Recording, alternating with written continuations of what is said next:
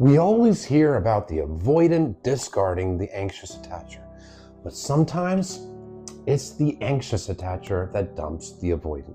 And when the anxious attacher is done, they are done. Their nervous system has been exhausted. They have nothing left to give.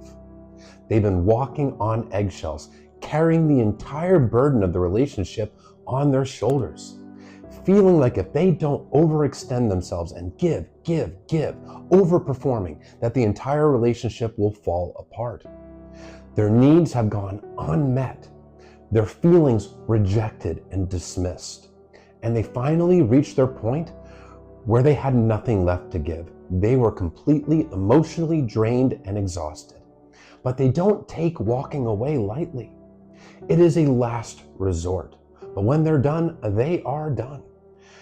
But it still isn't even easy, because after the breakup, the anxious person is ruminating, overplaying the relationship over and over and over again in their head, wondering, if I just did this better, if I just communicated that better, would we still be together? Would they finally get it? Would they have shown up for me if I just performed and gave a little bit harder?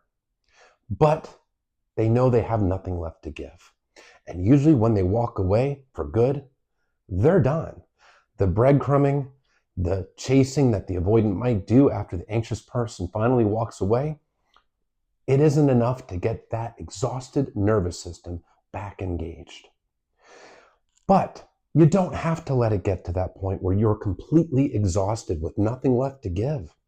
If you hold your boundaries from the start, your boundaries being your limits of what you'll allow, what you won't allow, what you want, what you don't want, what you need and what you don't need, what you'll tolerate, you will prevent yourself from getting to that exhaustion point, because you'll be showing up for yourself and making sure that your needs are addressed.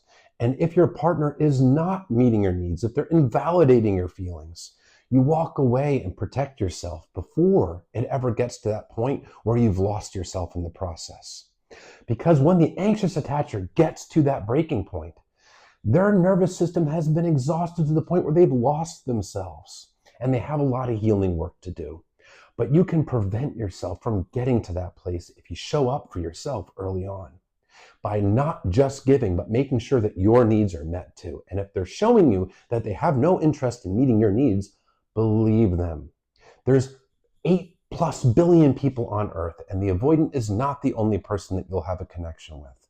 And if they're not willing to meet your needs, there is somebody out there that does want to show up for you, that is emotionally available for you. Hold your boundaries from the start.